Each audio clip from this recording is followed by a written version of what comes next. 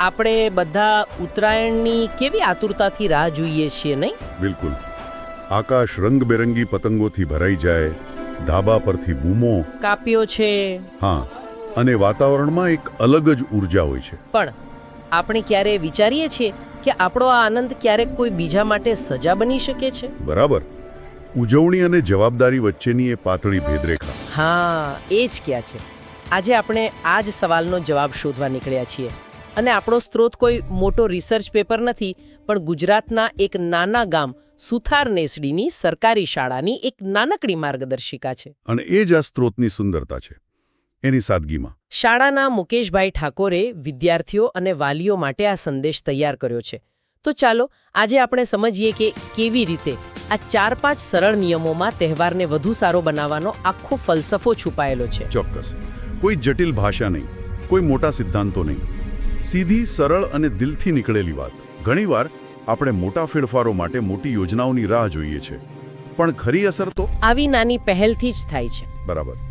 આ માર્ગદર્શિકા માત્ર નિયમોની યાદી નથી, પણ તહેવારના ઉત્સાહને વિવેક સાથે કેવી રીતે જોડવો તેની એક સમજણ છે. તો ચાલો આ માર્ગદર્શિકાના પહેલા મુદ્દાથી જ શરૂ કરીએ. પક્ષીઓની સુરક્ષા.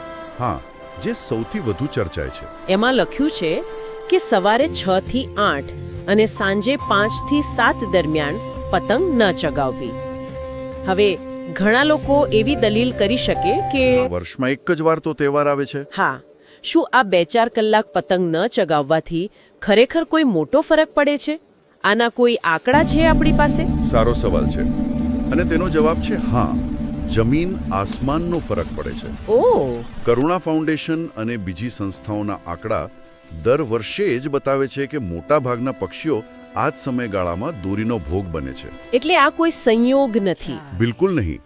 આ સમય પક્ષીઓની રશ અવર જેવો છે. ખબર છે, સવારે તેઓ ખોરાકની શોધમાં નીકળે છે અને સાંજે પાછા પોતાના માળામાં ફરે. બરાબર. અને ત્યારે આકાશમાં રહેલી દોરી તેમના માટે એક અદ્રશ્ય ધારદાર જાળ બની જાય છે. એટલે કે આપણે આપણા આનંદ માટે સીધી રીતે એમની કુદરતી દિનચર્યામાં દખલગીરી કરી રહ્યા છીએ. ચોક્કસ. અને આ મુદ્દો માત્ર પક્ષી બચાવવા પૂરતો નથી. આ એક મોટા અર્બન ઇકોલોજીના સિદ્ધાંતને સ્પર્શે છે. એટલે કે શહેરની આખી ઇકોસિસ્ટમ. હા, આપણે ભૂલી જઈએ છીએ કે શહેરો ફક્ત માણસો માટે નથી. કબૂતર, સમડી, પોપટ આ બધા પણ આપણા સહવાસી છે. સુથાર નેસડી શાળાની આ નાનકડી સલાહ આપણને યાદ અપાવે છે કે આપણા તહેવારોની ઉજવણી કાં તો આ ઇકોસિસ્ટમને નુકસાન પહોંચાડી શકે છે અથવા તેનો એક સંવેદનશીલ ભાગ બની શકે છે. પસંદગી આપણી છે. સાચી વાત છે. તો પક્ષીઓને બચાવવા માટે સમયનું ધ્યાન રાખવો એ એક વાત થઈ, પણ એનાથી પણ મોટો ખતરો તો પેલી દોરીમાં છે. હા, જેનો આપણે ઉપયોગ કરીએ છીએ. માર્ગદર્શિકા આના પર ખૂબ જ સ્પષ્ટ અને કડક શબ્દો વાપરે છે. ચાઇનીઝ દોરીનો બહિષ્કાર કરો એ જીવલેણ છે. અને અહીં જીવલેણ શબ્દ જરા પણ અતિશયોક્તિ નથી. હો, ખરેખર. હા, આપણે જેને ચાઇનીઝ દોરી કહીએ છીએ એની બનાવટ જ એક હથિયાર જેવી છે. એ સામાન્ય સૂતરની દોરી નથી. તો એ શેની બનેલી હોય છે? એ નાયલોન કે સિન્થેટિક મોનોફિલામેન્ટમાંથી બનેલું એક જ તાંતણો હોય છે. એની જે ટેન્સાઇલ સ્ટ્રેન્થ છે, મતલબ કે તાણ શક્તિ, એ ખૂબ વધારે હોય છે. બહુ જ વધારે. એટલે એ ખેંચવાથી તૂટતી નથી, પણ વધારે તીક્ષ્ણ બને છે. અને એની ઉપર કાચનો ભૂકો, મેટલ ઓક્સાઇડ અને બીજા કેમિકલ્સનું કોટિંગ. બાપરે. એટલે જે માણસની ચામડી કે પક્ષીની પાંખને આટલી સહેલાઈથી કાપી નાખે છે. માખણની જેમ. આ તો સાંભળીને જ ડર લાગે છે. એટલે જ દર વર્ષે આપણે ગળા કપાઈ જવાના ભયાનક અકસ્માતો વિશે સાંભળીએ છીએ. પણ માર્ગદર્શિકામાં એનો વિકલ્પ પણ આપ્યો છે. દેશી સૂતરની દોરીનો ઉપયોગ કરો. હા, અને આ આગ્રહ પાછળ માત્ર સુરક્ષાનું કારણ નથી. તો બીજું શું છે? જો અહીં 2 સ્તરો પર વાત થઈ રહી છે. પ્રથમ તો સુરક્ષા જ છે. સૂતરની દોરી ગમે તેટલો માંજો પાયેલો હોય, એ નાયલોન દોરી જેટલી ઘાતક ક્યારેય નથી બનતી. એ તૂટી જાય છે પણ કાપતી નથી. બરાબર. અને બીજો સ્તર જે વધુ ઊંડો છે તે સામાજિક, આર્થિક અને પર્યાવરણીય છે. દેશી સૂતરની દોરી એટલે સ્વદેશીને પ્રોત્સાહન. ઓહ, એ રીતે. હા, આ દોરી બનાવવાનો ઉદ્યોગ હજારો સ્થાનિક કારીગરોને રોજગારી આપે છે. અને બીજું કે એ કપાસમાંથી બને છે, જે બાયોડિગ્રેડેબલ છે. એટલે કે કુદરતી રીતે નાશ પામે છે. ચોક્કસ. જ્યારે પેલી નાયલોનની દોરી સેંકડો વર્ષો સુધી પર્યાવરણમાં ઝેર બનીને પડી રહે છે, ઝાડ પર, થાંભલા પર. એટલે તમે એમ કહી રહ્યા છો કે આપણી પતંગની દોરીની પસંદગી એ માત્ર સુરક્ષાનો જ નહીં પણ એક આર્થિક અને પર્યાવરણીય નિર્ણય પણ છે. બિલકુલ. પણ અહીં એક વ્યવહારુ સવાલ ઊભો થાય છે. જે પતંગબાજીના શોખીનો છે, જેમને પેચ ચડાવવાનો રોમાંચ જોઈએ છે, શું તેમના માટે દેશી દોરી ચાઇનીઝ દોરી સાથે સ્પર્ધા કરી શકે છે? આ એકદમ વાજબી સવાલ છે. અને એ સ્વીકારવું રહ્યું કે બજારમાં ચાઇનીઝ દોરીની ઉપલબ્ધતા અને કિંમત. હા, એ બહુ સસ્તી મળે છે. અને પેચ લડાવવામાં એની ધારદાર પ્રકૃતિને કારણે ઘણા લોકો એને પસંદ કરે છે. પણ અહીં જ વિવેકનો પ્રશ્ન આવે છે. શું આપણો થોડા સમયનો રોમાંચ કોઈ પક્ષી કે માણસના જીવ કરતાં વધુ કિંમતી છે? ના, બિલકુલ નહીં. સરકાર પ્રતિબંધ મૂકે છે, પણ સાચો બદલાવ તો ત્યારે આવશે જ્યારે લોકો પોતે જ આવી ઘાતક દોરી ખરીદવાનું બંધ કરશે. માંગ અને પુરવઠાનું સમીકરણ. બરાબર. આ માર્ગદર્શિકા એ જ જાગૃતિ લાવવાનો પ્રયાસ કરી રહી છે. સાચી વાત છે. આ મુદ્દો ખરેખર વિચારવા જેવો છે. હવે માર્ગદર્શિકાના એક એવા મુદ્દા પર આવીએ જે કદાચ સૌથી વધુ સામાન્ય છતાં સૌથી વધુ અવગણવામાં આવતો હોય છે. હા, રસ્તા પર પતંગ પકડવા ન દોડશો. મને મારું બાળપણ યાદ આવે છે. કપાયેલી પતંગ પાછળ આખી ટોળી સાથે દોડવું. એ તો જાણે કોઈ વર્લ્ડ કપ જીતવા બરાબર હતું. સાચું ને? ત્યારે રસ્તા પરના વાહનો કે ખાડા કશું જ નહોતું દેખાતું. આજે વિચારું છું તો ડર લાગે છે. આની પાછળનું મનોવિજ્ઞાન શું છે? તમે જે અનુભવ્યું એને મનોવિજ્ઞાનમાં ટનલ વિઝન કહી શકાય. Tunnel vision? હા, અથવા ઇનઅટેન્શનલ બ્લાઇન્ડનેસ. જ્યારે આપણું મગજ કોઈ એક લક્ષ્ય પર અત્યંત કેન્દ્રિત હોય છે, અહીં કપાયેલો પતંગ, ત્યારે આસપાસની બીજી બધી માહિતીને અવગણવા લાગે છે. બિલકુલ. એડ્રેનેલિનનો ઉછાળો, પતંગ પકડવાની સ્પર્ધા, આ બધું ભેગું થઈને એક એવી માનસિક સ્થિતિ બનાવે છે જ્યાં વ્યક્તિને પાછળથી આવતી ગાડીનો હોર્ન પણ નથી સંભળાતો. અને આ માત્ર દોડનાર માટે જ નહીં પણ વાહન ચાલક માટે પણ એટલું જ જોખમી છે.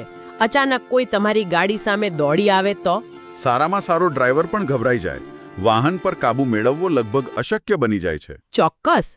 આ મુદ્દો તહેવારના ઉત્સાહ પર વિવેકની અંકુશની જરૂરિયાતને રેખાંકિત કરે છે.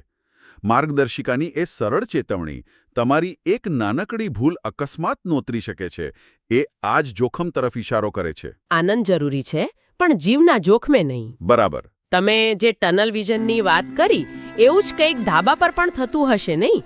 કારણ કે માર્ગદર્શિકાનો અંતિમ મુદ્દો એ જ છે. હા, વ્યક્તિગત સાવચેતી. પહેલું, ધાબા પર પતંગ ચગાવતી વખતે દિવાલથી સુરક્ષિત અંતર રાખવું. બરાબર જ છે. જેવી રીતે રસ્તા પર ધ્યાન પતંગમાં હોય છે, તેવી જ રીતે ધાબા પર પણ પેચ કાપવાના ઉત્સાહમાં લોકો પાછળની તરફ ચાલતા ચાલતા ક્યારે ધાબાની કિનારી સુધી પહોંચી જાય છે એનું એમને ભાન જ નથી રહેતું. અને સંગીતનો ઘોંઘાટ, લોકોની ભીડ. હા, આ બધા પરિબળોને કારણે તેઓ પોતાની ભૌતિક મર્યાદાઓ ભૂલી જાય છે અને સંતુલન ગુમાવી બેસે છે.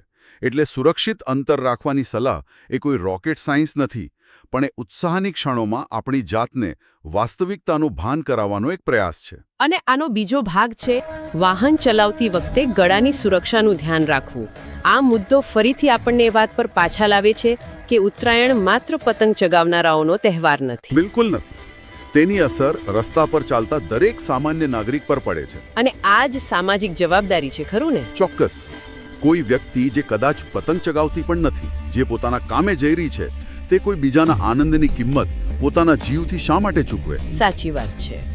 ટુ વ્હીલર ચાલકો માટે ગળામાં મફલર, સ્કાર્ફ કે પછી હવે બજારમાં મળતા ખાસ સેફટી નેક બેલ્ટ પહેરવાની સલાહ એ એક નિવારક પગલું છે.